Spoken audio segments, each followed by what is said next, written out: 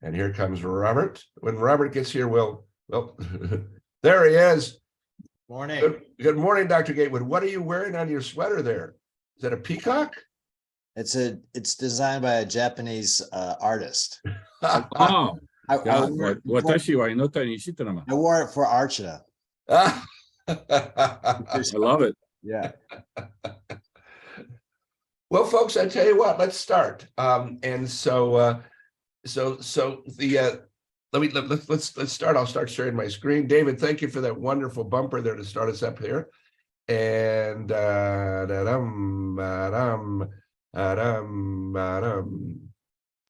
okay. And as other folks come in, I think okay. All right. Have we got the right screen there, David? Yes, sir. All righty. Now, so this is, we've kind of, those of you that have been hanging, oh, hello, Kelly. Hello, new friend. Good morning. Thank you for letting me join in today and listen. Oh, you're welcome. Are you one of Dan Sheehan's associates? Yes, I am. Aha, excellent. And Kelly is a clarifier. She joined us for the foresight as well. That's right. I remember that, Kelly. Good to see you again. Yeah. Okay, so you're going to love this. All right. So here we go. So there's our beautiful logo by Cassie. All right. Today, we're going to talk a little bit about the new book, Solve the Real Problem. Robert, you've read the book. Dan, you've read the book. Archana, Dan, you've kind of had experiences around this. Michael, you've had some experiences around this as well. And so we're just kind of going to put some stuff together as far as the whole area of problem clarification is concerned. Also, I want to let you know that the Leading Innovation Teams program registration is now open on that. And so we'll be talking about that at the end, about how to get some training in this. Work that Ken Snyder originated, saying, hey, how can we get some training, get a certificate in this, that sort of thing. So that's moving forward. We have a little short video about that as well. So here we go. But as we start, let's have a little music. Always good to have music. And this is a piece called Classical Gas by Mason Williams, and it was performed by my friend Bobby LaBelle and me. So let's take a minute and a half to have some music to get us going here on this Thursday morning. Here we go.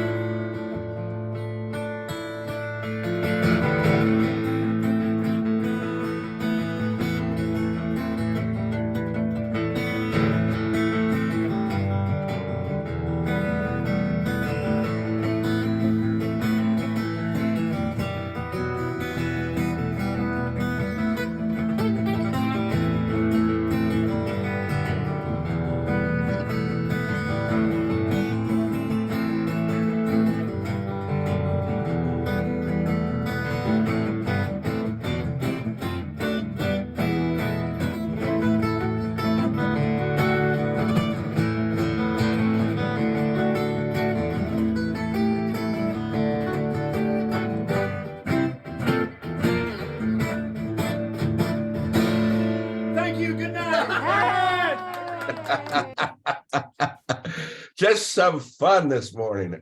Okay, so I see you had the vest going, but I'm still waiting for the ponytail. Yeah, that's what you said. Yeah. I had the vest going, but I didn't have the ponytail. Yeah. So Robert, I sent this over to Robert. He goes, "Where's the ponytail, Roger?" So Was that your concert hall in your basement? that's my concert hall in the basement. Yeah. So that's another thing I want to arrange for us all, to have a little concert in the basement. So limited seating, 10 people. So there's a whole lot of fun around that. So fun stuff. Oh, we have more friends coming. All right. Tim Stevens, is that one of your friends too there, Dan? Yes. And Michael Tim Leonard Stevens is at the University of Rochester as well. He's a neonatologist. Uh-huh. And then Michael Leonard is back with us as well. Great to have you back, Michael. Wonderful. Glad to be here. Sorry for being a little late. That's okay. That's okay. We'll send you the recording and you can get the musical number from the recording. So, all right. So, and Tim, nice to meet you. Nice to see you this morning. So, welcome. No, thank you for the warm welcome. You're welcome. You're welcome. All right. So let's go. So what we're going to talk about today is we're going to talk about solving the real problem. It's based on the new book that's about to come out. And so here's the deal. Here's a wonderful quote that we begin the book with. And when I was doing the research on this, I came upon this by H.L. Mencken. And the quote is, for every complex problem, there is an answer that is clear and simple and wrong. All right. And based on my 45 years of experience in this field, working with thousands of people and hundreds of organizations, when it comes to solving problems that are complex, that are ambiguous, that are potentially dangerous, that need creative ideas, 99% of the time of what we think is the problem is not the problem. So it's a symptom of the problem, or what the boss thinks is the problem, or a knee-jerk reaction to the problem, or a first impression of what you think the problem is, right? And so why are we so bad at this? Well, in doing the research and working on the book, we kind of came across this phrase: we've been taught to find answers to problems, not to question the problem itself. And in most of our formal education, problems have been presented to us. And so let's just test this. So just open your mics if you would. And I'll wait till your mics get open there. All right. And as soon as you have the answer, I just want you to shout it out. Okay. So here we go. I think we're about set there. Okay. So here we go. So what is 3 plus 3? 6. 6. This is not a trick question. Very good, Robert. Good job, Dr. Gatewood. Okay. How about this one? What's the capital of France? Paris. Paris. Very good. Very good. Okay, good. All right. And here's one right down your alley. What is the chemical symbol for oxygen? O2. O2. Okay, excellent. Good. All right. So we're still, here's the deal. We're still using the same strategies we used in elementary school to solve complex, non-routine, difficult, and potentially dangerous problems, right? And once again, we've been taught to find answers to problems, not to question the problem itself. So let's start with a story. And this story is called Dancing with Coyotes. And some of you have been in my sessions, have seen this. If you've read the book, you've seen this, but here it is live. And here's the story. A number of years ago, my friends Larry and Dan lived in this wonderful place called Placerville, California. And Placerville is a small mining town. It sits at the base of the Sierra Nevada mountains. It's a beautiful, beautiful place. Now, Larry and Dan had a wonderful property there, and they have these 2 little dogs, Razy and Lodi. And Larry was out of town on assignment in Japan, and Dan sighted a coyote near their house. And as you know, if you see one coyote, there's usually a pack of them lurking out there in the bush somewhere. And there were stories in the neighborhood about coyotes snatching up little dogs, went out for a walk, and Dan did not want Razy and Lodi to get eaten by a mean old coyote. Right? So, question, what problem needs to be solved here? We don't need to go to the chat, just open up your mics. So what problem needs to be solved here? What do we got? What are you thinking? How do you keep Rady and Lodi safe? Very good. Good. Other problems? How do you keep them safe without killing the coyote? All right. Okay. All right. Others? Robert. I know the answer. Okay. I don't know. Good job, Robert. You read the book. Okay. So here's how Dan defined the problem. He defined the problem as how to get rid of the coyotes. Okay. How to get rid of the coyotes. So here's the deal. It's legal to shoot coyotes in Placerville because they're considered a menace. But Dan can never harm an animal, not even a coyote, right? And so Dan found a wildlife rehabilitator. This is wildlife rehabilitator Dave, all right? And the idea was, let's set some humane traps for the coyotes. We'll trap them, and then we're going to relocate them to the Sierra Nevada mountains, okay? All humane. We're going to get them out of the area. Everything's going to be fine. So Dan goes out and buys 2 Acme super duper humane coyote traps for $300 a piece.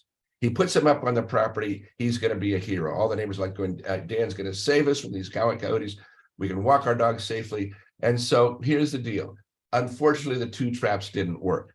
All they caught was a fox and a grumpy raccoon. So if 2 traps didn't work, perhaps 2 more would do the trick. Right? Okay.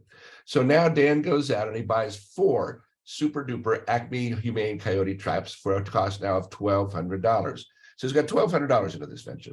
All right. Dan checks the traps for weeks, no coyotes traps, but he still sees them, right? And the dogs are still in danger of becoming a quick meal if they go out for a walk.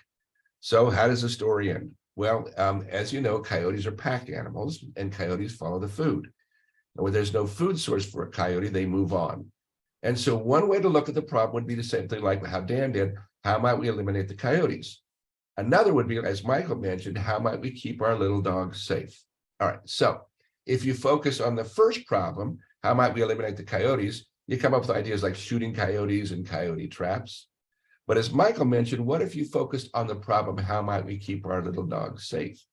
And then you come up with ideas like put the doggies in a car, take them to a safe place to walk. Dan never did catch a coyote, no potential food source, the coyotes moved on. All right, so here's the deal. Dan saw the problem as getting rid of coyotes, and all of his energy was going into solving that problem and not the real problem, which, as Michael mentioned, keep the dogs safe. Dan's a very smart and very talented man, and if he can fall victim to solving the wrong problem, so can the rest of us. And so here's one thing that we can do right now to improve our problem-solving ability, and that is don't trust your first instinct. Don't trust your first instinct.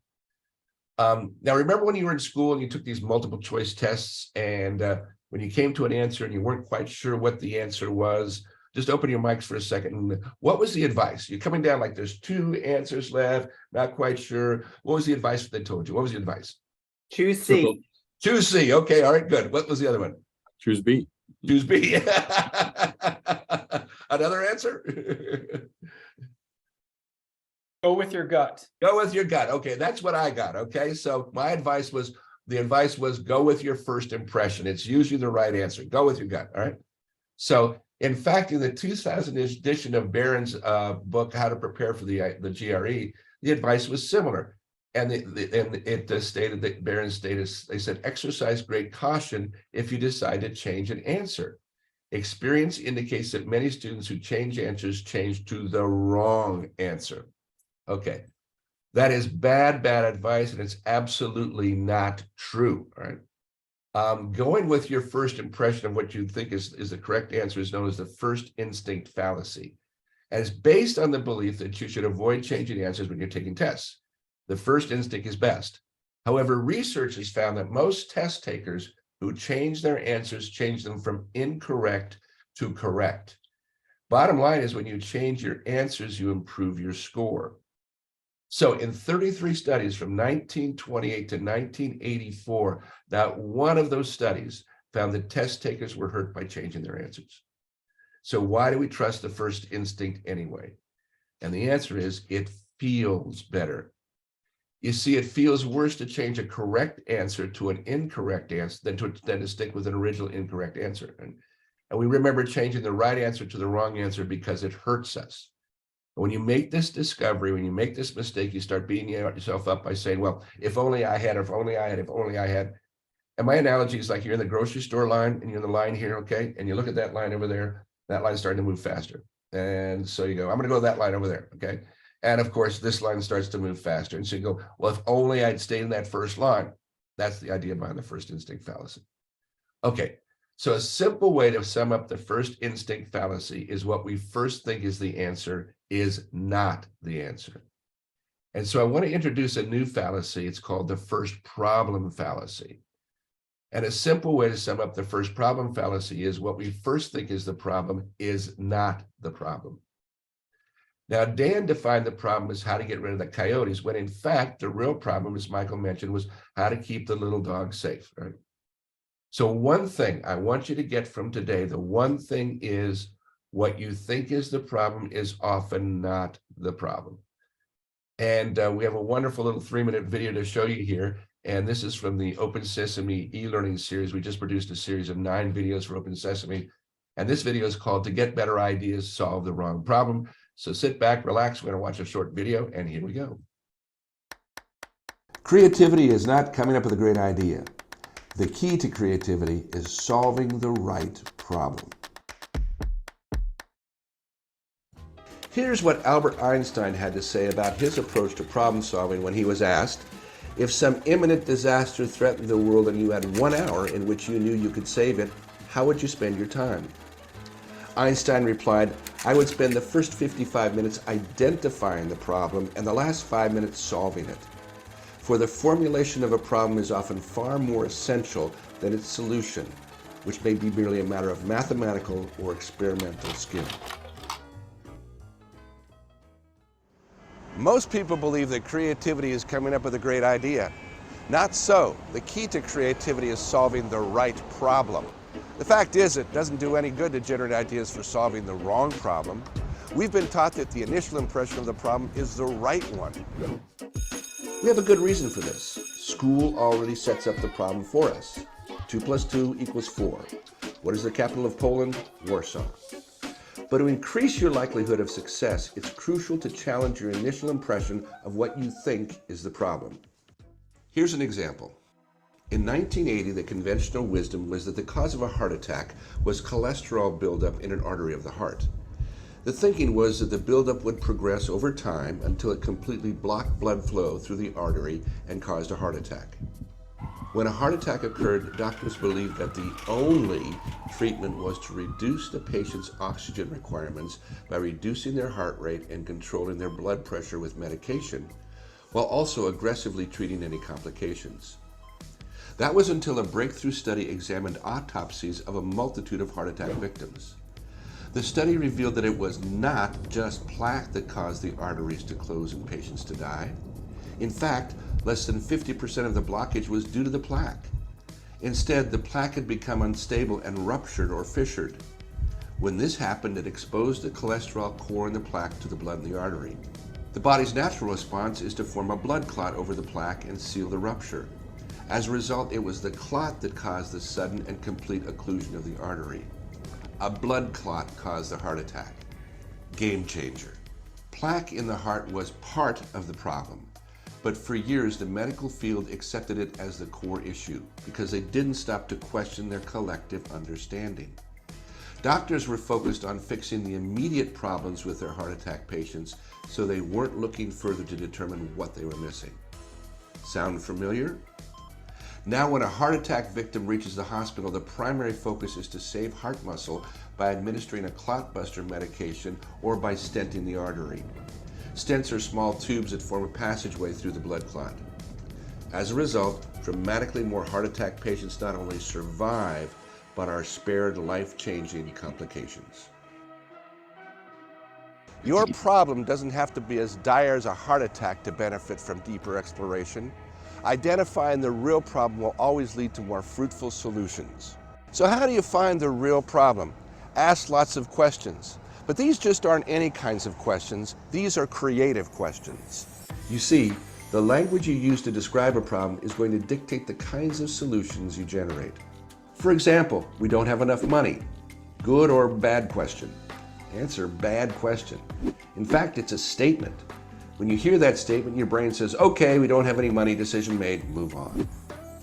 Let's try a different approach. How might we raise the money for this project? Or how might we reduce the cost of this project? Good and creative questions.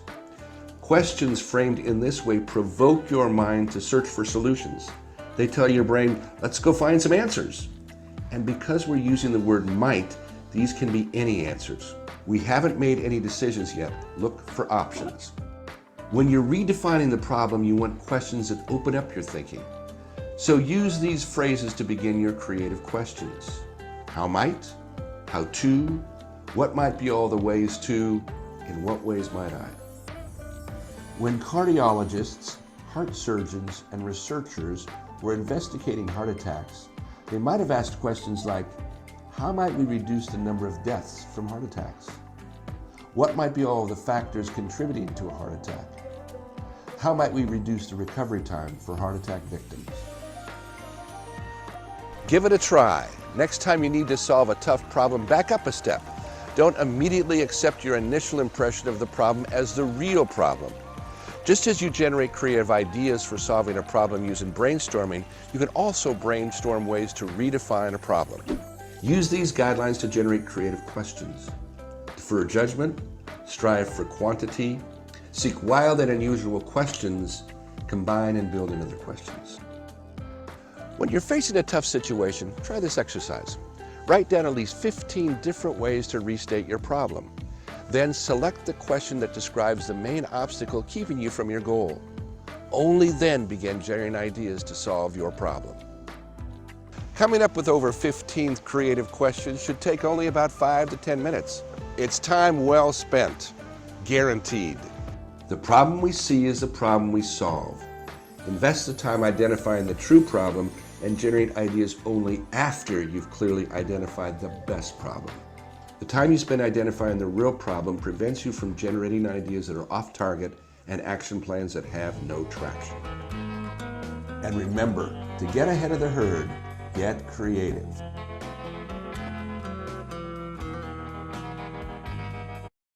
All right, and Robert, thank you for that example. This is one of the first videos that we produced around this, and I went to Robert and I said, can you give me an example from medicine where we were solving the wrong problem? So thank you so much for that, Robert. And this is part of a 9-part series on innovation on the Open Sesame e-learning platform. And we'll talk about how you can get all these when we're doing our course that we're about to launch here. So, okay, where we're focusing is we're focusing on clarifying the problem. And because it doesn't make any sense to generate ideas for solving the wrong problem. Right? And most of the time, it's been my experience that what people associate with creativity is brainstorming or coming up with lots and lots of ideas. But as I've mentioned, it's been my experience that the stage of the creative process where the problem is clarified is as important or even more important than generating lots and lots of ideas.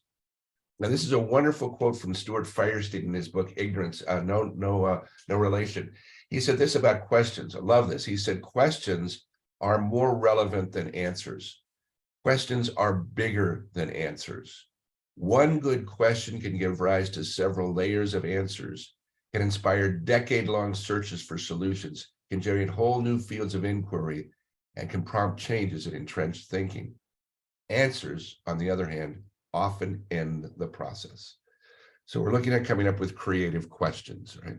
And as many of you have experienced, creative questions begin with the phrase how to, or how might, or in what ways might, or what might be, although. These are questions designed to create some divergent thinking, to open your thinking up. So one of the examples that I get from folks is, I don't have time to clarify the problem. I've got to get stuff done. So let's take a little go to the Creativity Research Library for just a moment here at Laboratory. And a study recently on a problem construction, the researchers instructed half of the study participants to restate the problem in a variety of ways before going to work. The other half of the participants were instructed to read the problem and immediately go and solve it. All right. This is a study by Ronnie Ryder Perlman and my friend Mark Runco. And so here's the results. The individuals that restated the problem in a variety of different ways produced more original and higher quality solutions than those participants who went right to work and did not spend time redefining the problem. Now, I read this study, I thought it was fascinating, but I was looking for it, and the question was, how much time did these people spend redefining the problem? And so I contacted Mark, and he said, I said, how much time do you give him? He said, well, we really didn't place a time limit on the amount of time that was allowed to generate problem statements, okay? He said, essentially, the researchers said, take your time, there are no time limits. But in actuality, subjects took about 5 to 6 minutes to finish generating a list of problem statements from which they selected a problem and generated ideas to solve. 5 to 6 minutes, that's it, all right? So even with no formal or structured training on how to formulate problems, just the instructions by the researchers to take your time and generate a variety of ways to restate the problem, the subjects created better solutions when they took 5 to 6 minutes to generate alternate definitions of the problem. That's it. So the question is, can you afford to spend 5 minutes to find the real problem? The other side is, can you afford not to? Okay. So my dear friend, Phil Kepler, and Dan knows Phil, and Robert knows Phil. And so Phil has this to say. He's a partner at SK Herford's, Medina, New York. Phil has this to say about taking the time to redefine what the problem is. Here we go.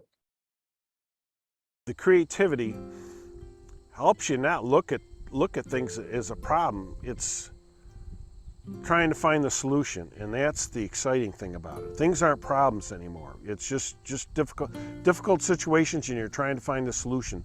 Now, I sit there and say, how does this work? Let's sit and I go, just take a minute, shut the brain down just for a second, and reboot it, and think, let's creatively solve this without losing your temper, without frustration. As the sweat is dripping down your forehead, sweat is getting into your eyes are stinging. You have to think and get calm and think creatively. How can we make this work? And it's interesting how the calm comes over you and that whole negative feelings leave you, and you get to focus on the job, and things just start to happen. Love that guy. All right. So as I was writing the new book, Solve the Real Problem, and pondering this topic, this idea came to me. Generating many different definitions of the problem using creative questions is an incredibly simple concept. And those of you that have been in sessions with me have experienced that. But people find it revolutionary. And the question is why? And it's back to people are familiar with brainstorming and generating many ideas, but generating many different problem definitions to clarify the problem to solve is something most people have never experienced. And it's because we've been taught to find answers to problems, not to question the problem itself. And that's the almost singular focus of the new book, Solve the Real Problem, and just creative questions. And it's been my experience that if it isn't simple, people are not going to do it. Now, in this book, I interview people from the following industries: medicine, engineering, government, education, negotiation, aviation, business, the military. And I asked them one question. I asked them, can you tell me a story from your life or your work when you discovered the problem that you were trying to solve was not the problem at all? And I had wonderful stories. And some of you have read about those. I know, Dan, you've read the book. Robert, you've read the book. And what we found was these stories centered into 4 mindsets.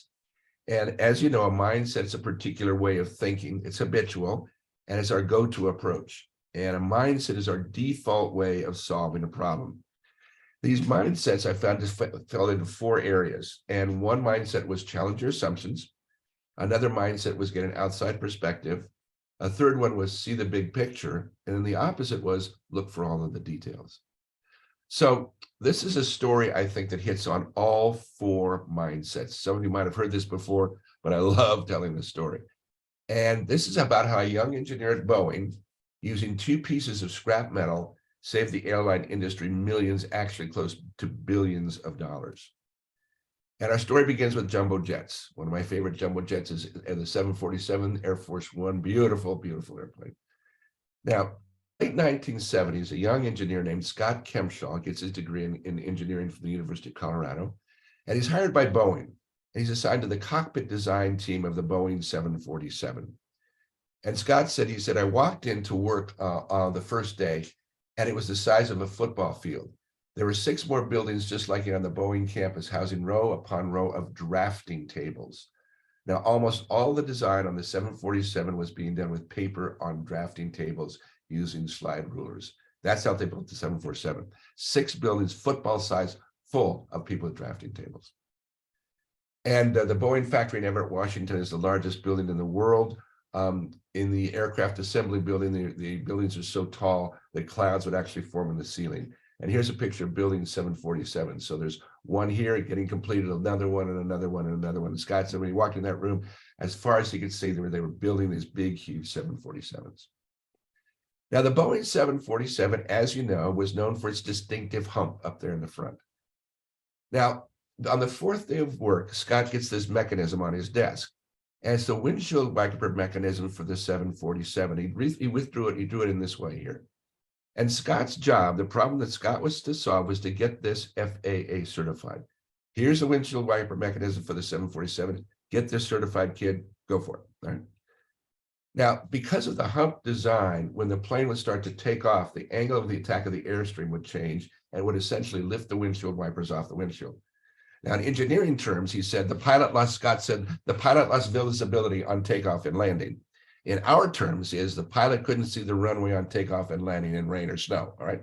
Not good if you're flying a 747 with hundreds of people on it, right?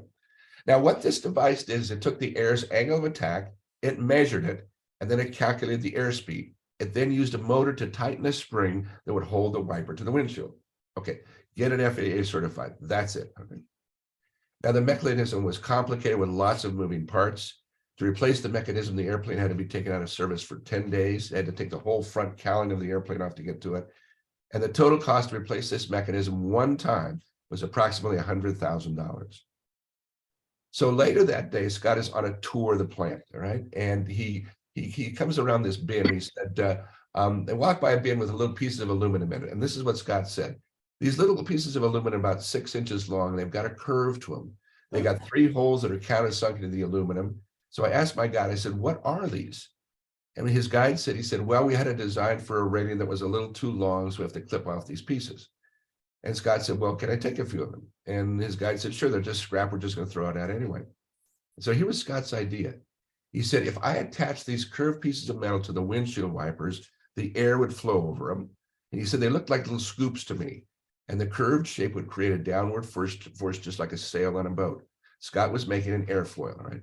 But instead of pushing the boat forward, the sail would push the wiper down under the windshield. And as the airplane accelerated, the air flowing across the metal pieces would increase. And as a result, increase the pressure on the wipers. Makes sense, okay? So Scott said this, he said, I love this. He said, I riveted a couple of these metal pieces onto the windshield wiper blade and we tried it in the wind tunnel.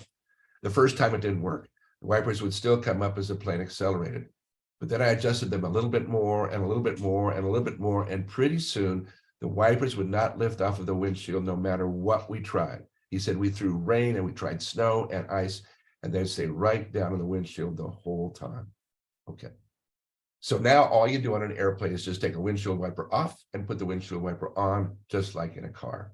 And that was Scott's first design award, right? Okay. And there they are.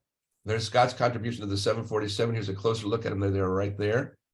And in sharing this story with other folks in aviation stuff, these are on almost all aircraft now. They're designed that way. So look like little clothespins to me, but they're not small by any means, right? Okay, so let's look at the long-term results of Scott's invention. Now, each one of these mechanisms cost $10,000 each for a total of $20,000 per aircraft. That cost was immediately eliminated. They weighed 20 pounds each, added an additional 40 pounds to the aircraft. You don't want to add weight to the aircraft. That weight was immediately eliminated. Now, the lifespan of the 747 is about 30 years. And because this mechanism is complicated with lots of moving parts, it would need to be replaced about every 10 years. So $100,000 times 3 equals $300,000 per airplane to keep the windshield wipers on the windshield during the life of the airplane. Right? Now, 1,567 Boeing 747s were delivered. So if you take 300,000 times 1,567, in $1980, that's $470,100,000 to replace the windshield wiper on the Boeing 747 fleet. Right? In 2022 dollars, that is $1,715,956,310.68. Okay, to replace the windshield wipers. With Scott's invention, the aircraft doesn't have to be taken out of service. The wiper blades can be changed while the 747 is on the tarmac while they're just switching flights. It takes about 2 hours for a total cost of about $2,000. Okay. So when I looked at these 4 mindsets, challenge your assumption, get an outside perspective, see the big picture, I think Scott's example really hits all 4 of those. So let's take a look at that. Challenge your assumptions. Now, Boeing assumed the solution was the windshield wiper mechanism, that Scott was to get certified, okay? That was his job, that's it. But if Scott had not challenged the assumption that there might be a better way to keep the wipers on the windshield, he would not even have perceived the scrap metal. He's going to work in as certified. He wouldn't even have seen the scrap metal. Get an outside perspective. Scott was a fresh pair of eyes. This was his 4th day on the job. He brought a new way to look at the problem. See the big picture. Scott looked beyond his immediate task of getting the wiper mechanism certified because the real problem was keeping the wipers on the windshield. And he also didn't stop there. He considered the maintenance cost and the time spent replacing a complicated wiper mechanism. Look for all the details. Scott looked at all aspects of the problem. He noticed how complicated the mechanism was, and on his tour, he also noticed that scrap bin. And considering the details of the scrap pieces, he saw them as a way to solve the wiper problem. Okay, so here's kind of the keeper here. If you want to take a screenshot of this, all right? So to identify the best problem to solve, pause. Don't accept your initial impression of the problem as a real problem, even if it's just 5 minutes. Ask creative questions, starting with the words how to, or how might, or what might, all the ways to. Then choose a creative question that best defines your problem and generate some ideas to solve it. There's the kicker. That's the essence of the book. Last thought. We started with coyotes and we're going to end with bees. And this is our friend Ken Snyder's favorite story. So Scott's wiper blade innovation cost the company almost nothing, but it saved the airline industry millions, actually billions of dollars. Right? Scott asked a few creative questions and he had the tenacity to try out his idea. The leadership in Scott's department created an environment where he was encouraged to experiment with ideas to challenge the status quo. Scott was also given the time to explore his idea and the resources to test it.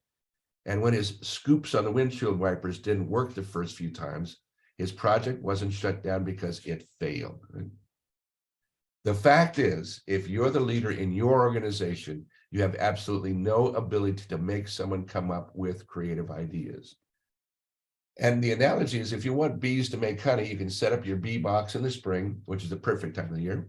You can buy the best bee boxes available. You can arrange the bee box in the most beautiful, perfect place on your property. You can bring in a healthy queen, but you can't make the bees make honey. Now, reading a book on creativity or attending a creativity workshop does not inoculate you to becoming more creative. And trying to impose creativity from an external organizational perspective on people has, I believe, been one of the major reasons why creativity and innovation initiatives and organizations have failed. As my friend Dr. Larry Kiley says, you can't force innovation, but you can free it. You can't force innovation, but you can free it. Now, you see, Scott didn't submit his idea to a company-wide idea collection system. He didn't take weeks to ponder the problem. He didn't get his idea approved by the Senior Vice President of Innovation or the Chief Innovation Officer, and he didn't come up with his idea in the company's brand new Innovation Center. All right? All Scott did was ask a couple of creative questions. Right? But there is something else going on when Scott made this discovery. And what else was going on is the air was right. The air was right. Lewis Thomas, the wonderful biologist who wrote The Lives of the Cell, has this to say about discovery. Thomas says, discovery cannot be prearranged in any precise way. The minds cannot be lined up in tidy rows and given directions from printed sheets. You cannot get it done by instructing each mind to make this or that piece for central committees to fit with the pieces made by the other instructed minds. It does not work this way. What it needs is for the air to be made right. You see, if you want a bee to make honey, you don't issue protocols on solar navigation or carbohydrate chemistry. You put them together with other bees, and you better do this quickly because solitary bees don't stay alive. And you do what you can to arrange the general environment around the hive. And if the air is right, the science will come in its own season, just like pure honey. So you can use creative questions to help make the air right, okay? Here's an example from Priya Pinto, who did a breakthrough lab with us about using creative questions that makes the air right in her organization. Well, one tangible way that I have changed is I continually say, what might be all the ways? I say that constantly. I think it's kind of become a discipline among us to now look at things in a much more expanded way. I feel the caliber and the quality of our conversations have changed since then. Love her.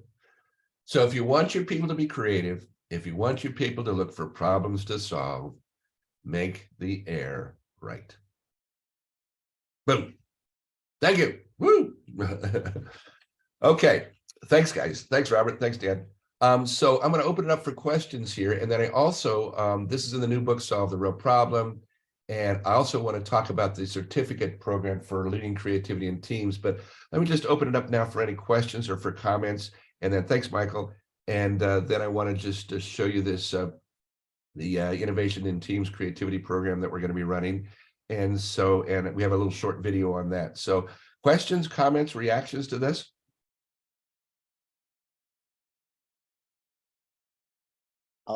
Robert, go ahead. Yeah.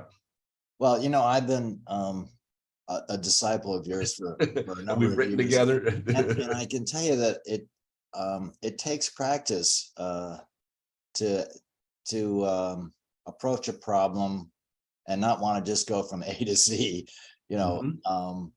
and I really enjoy, as Priya said, to come back and sit back and say, what are all the ways, or how might we do this?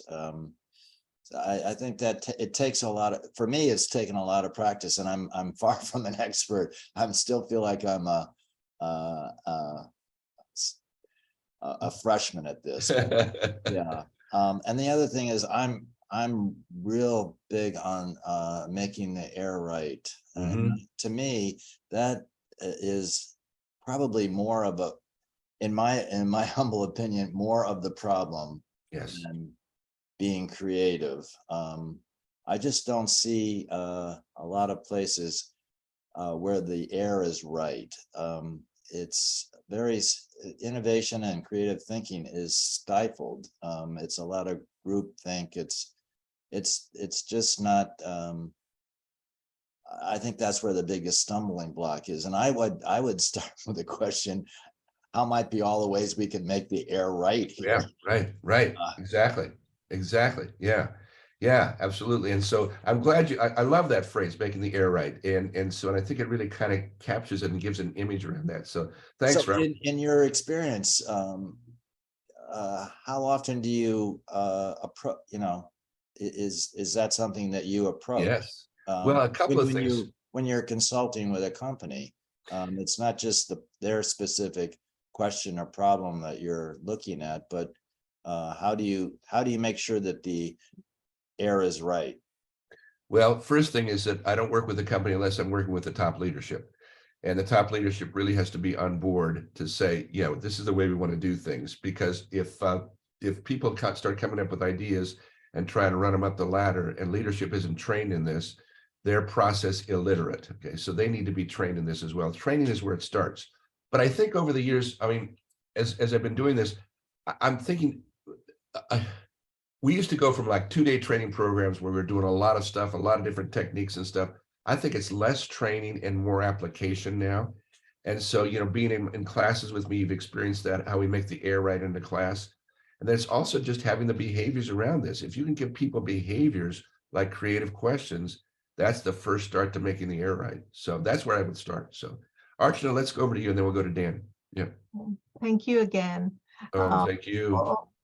I just wanted to know, is making the air right akin to having psychological safety? Yes, same thing. Absolutely. Yeah, absolutely. Psychologically safe to try out new ideas, psychologically safe to experiment, psychologically safe to not feel that that you're going to be penalized for a mistake. Exactly the same thing. Yeah. Thanks, Archana. Yeah. Dan, over to you. So next Tuesday, Michael, Tim, and I think all three of us are going to be at an internal root cause analysis for a near miss for a patient. And this is something we do with quality improvement. This is something we do with patient safety.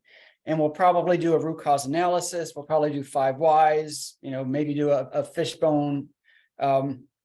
What might we think about bringing to this experience, or what should we keep our ears open for to get a sense of whether we're shutting things down or we're opening things up to creative solutions?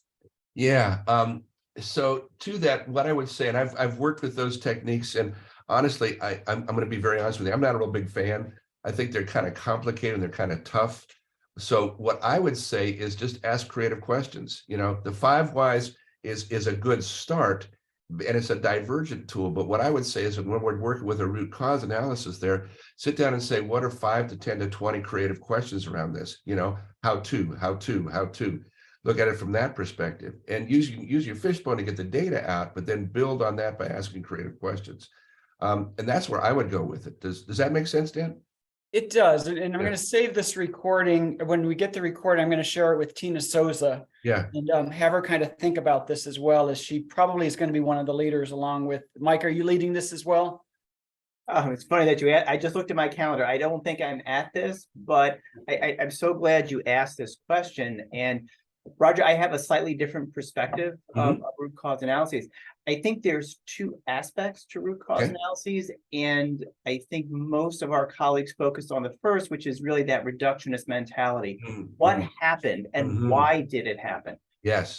And Dan, to your point, the 5 whys are really about getting to the core aspects of how we allowed this error to either cause harm or almost cause harm. But then there's a whole nother aspect to root cause analysis that we don't focus on as much as how do we fix the system so that we reduce or eliminate the ability to reproduce that same series or group of situations. And that's, I think, where this comes in. Okay, it's part of the risk reduction strategy conversation, not the how did this happen conversation. Although I think we can certainly open our minds up to both aspects of it. So I don't see these as mutually exclusive or contradictory at all. In fact, I think this is very complementary because as I put in the chat, one of the things that our organization, we're trying very hard to maintain is high reliability. That that concept that we are a field where we are at very, very high risk, but we want to keep the number of errors and certainly the amount of harm lower than expected for our given organization. And one of the 5 key principles of high reliability is, if you read the literature, they refer to it as reluctance to simplify. I usually refer to it as reluctance to oversimplify. So I do think simple solutions are often the best solutions, but you don't want to be so simple that you kind of miss the target. And that I think is, one of your key points, Roger, that you have to be asking the right question and solving the right problem. And too quickly, we go to the simple solution, the easy fix, the thing that's going to get us out of the room so that we're done and we can submit our documentation and move on to our next task. So Dan, I'm actually really excited that you're kind of connecting these dots. I think it's actually going to help move things forward. Michael, thanks for that. And I really appreciate the complimentary aspect of it. So yeah, and absolutely it's another tool that you can use. And my whole thing is keeping it simple. So thanks. Good. Any other questions before we talk a little bit about this new program? Okay, so in the invitation to you folks, this kind of emerged in talking with Ken Snyder, and Ken said, hey, is there some kind of a training program that you could put together for us so that we could learn this stuff and apply it? And so we have done that. And so let me just take you to a link that all right, so here it is. This is the new Applied Creative Problem Solving and Leading Innovation Teams program. It is done in 2 parts. We have the first Applied Creative Problem Solving course, 5 virtual, in-person, or hybrid synchronous classes of 3 hours each.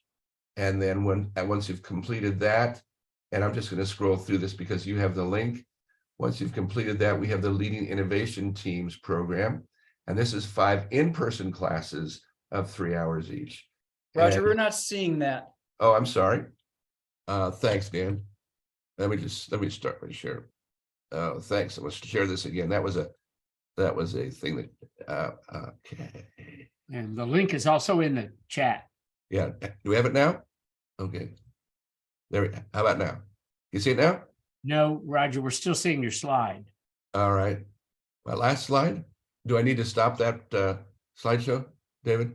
Or you can do new share if you have the other window open. Yeah, let me stream. Okay, here we go. How about this? We got it? We have it now. Oh, good. Excellent. Good. Okay, so I want to see your faces here again. So thank you. All right. Thanks, Dan. So here it is. And once again, the link is did you put the link in the chat there, David, by chance? Yes, Roger. Okay, thanks. So here it is. And once again, 2 parts to it, the Applied Creative Problem Solving program, 5 virtual, in-person, or synchronous, 3 hours each. And for when that program, you get unlimited access to the Open Sesame videos, online courses, the books, little book of CPS facilitation. And then we also have the Leading Innovation Teams program as well. So I'll let you look through that. But what I would like to show you is a little video that we produced for that about what it's like to take this course. So here's the video. Are we getting video, Dan? Video? Yes, There you Roger. go. Thanks. What was it like to take a class with Dr. Firestein?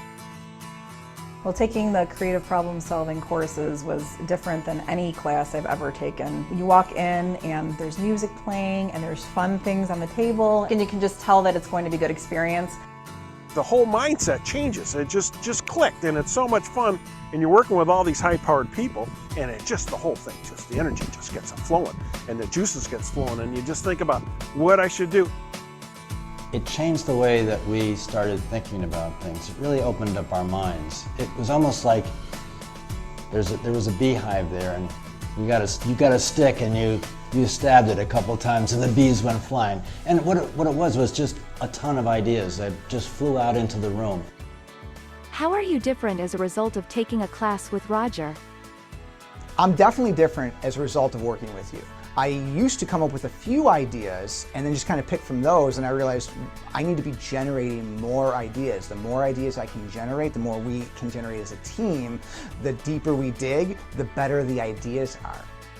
I think you probably remember one of the classes that I was angry that I had gotten to the age in my life that I am, and I was never made aware that this was something that I could work on, or these were skills that I could build.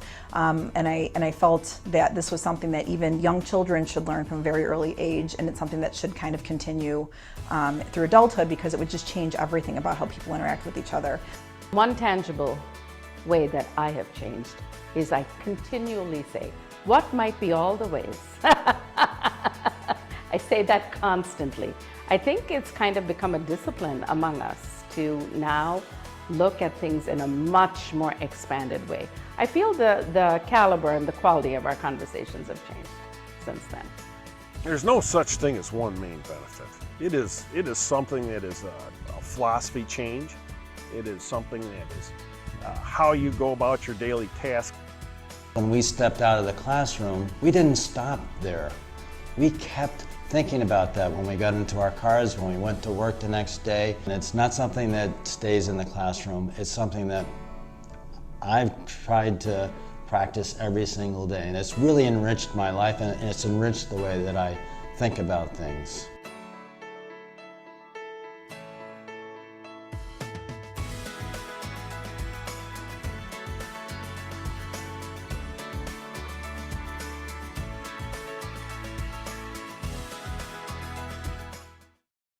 Okay, so we haven't set the dates for that yet, but Dan is going to be down. The in-person classes are going to be down in your neighborhood. Yeah. So it's about an hour and 20 minutes from Rochester. It's like 5-minute walk from my house. So at some point we'll probably tailgate if I'm able to take the course. Yeah. Yes, and the nice thing about the Roycroft too, and this is kind of just the beginning of the work that we're doing with the Roycroft.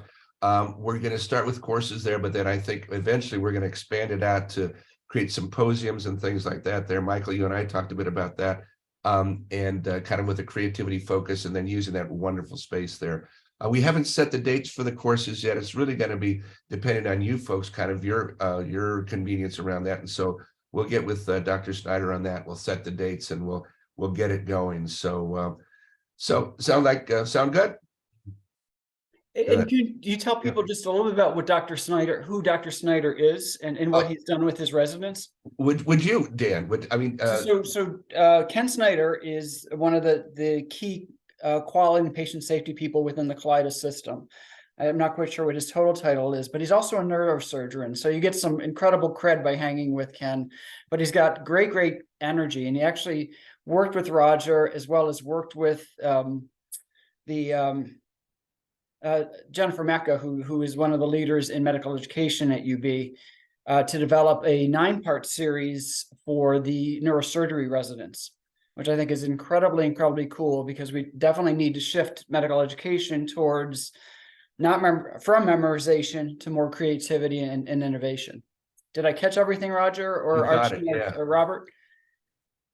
And I've worked with Archana's group, and I've worked with Ken's residents and stuff, essentially teaching them creative questions. And this is the thing that's so, and Robert, Michael and Ken, and we've talked about this. is just the whole concept of creative questions just kind of opens people up. It's like, wow, there's more than one problem to be solved here. And so, Michael, it moves beyond, as you were saying, just kind of the one area, but expands it out as well. And so, and it's that mindset, that language of creativity. And somebody asked me a couple of years ago, which was really kind of the start to the genesis of this book, is they said, well, how do you move from kind of a one-off creativity seminar or a book or something to really doing this constantly and really incorporating your organization, your life? And I was kind of stymied because I've been thinking like this since I've been in my early 20s. And one of my former graduate students in there said, learn the language of creativity. And the language of creativity is creative questions and deferring judgment. So to make the air right, I believe we need to start with the language of creativity. So there we go. Yeah. So thank you, everyone. Our next one is scheduled for May 25th. Dan, would you like to take May 25th? Are you available? I think I'm driving back from Washington that day. I'm not Okay. quite sure yet. Well, let me check with you. I know you'd indicated some interest in that. We don't have to go for the 25th. We can maybe go the week after or something like that. So, so anything else I can help with this morning, folks? Was this valuable, worth your time? Yeah. Good, good. All right. Thanks, Michael. And guys, if you want me to, if you want to just have a little conversation about some of the things that you're doing there, I'm happy to help out around the creative questions, building on what you're doing. So yeah, and thank you, Michael, for that other perspective. Really appreciate that. So, all right, everybody. Thank you, Archana. Have a great rest of the day. We'll see you either on the 20th, 25th, or soon after that. So, and once again, thank you to David Yates, our wonderful Capcom. So great stuff. And we'll have the recording out to you a little bit later today or tomorrow. So have a great day, everyone. Thank you so much. Thank you. Thanks. Bye.